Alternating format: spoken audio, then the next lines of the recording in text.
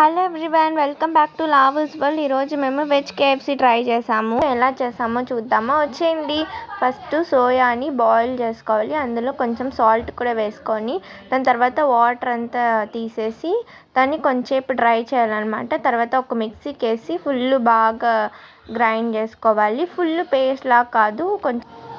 తర్వాత పొటాటోస్ కూడా బాయిల్ చేసుకోవాలి. అది బాగా బాయిల్ అయిన తర్వాత దాన్ని కూడా మిక్సీకి వేసి గ్రైండ్ చేసుకోవాలి.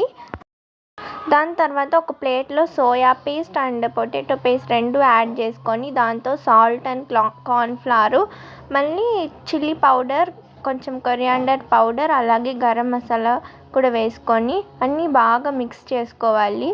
చూడండి, ఇలా బాగా మిక్స్ చేసుకున్న తర్వాత దీన్ని బాగా నగ్గట్స్ షేప్స్కి మనం చేసుకోవాలి.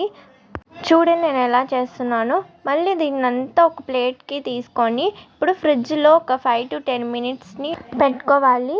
ఇప్పుడు హ్యాపీమా క్రిస్పీ ఫ్రై మిక్స్ దీంతోనే నేను ఇప్పుడు చేస్తున్నాను. సో ఈ హ్యాపీమా క్రిస్పీ మిక్స్ని బౌల్లో వేసుకోవాలి. ఇంకా కొంచెం వచ్చి ఒక ప్లేట్లో వేసుకోవాలి.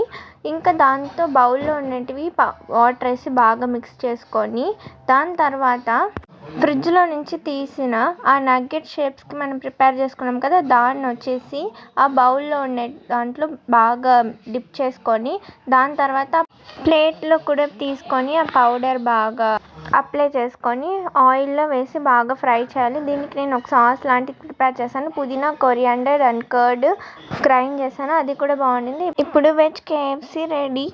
టేస్ట్ చేసి చూసాను, చాలా బాగుంది. మీరు కూడా ట్రై చేయండి, అలాగే సబ్స్క్రైబ్ చేయడం మర్చిపోవద్దండి.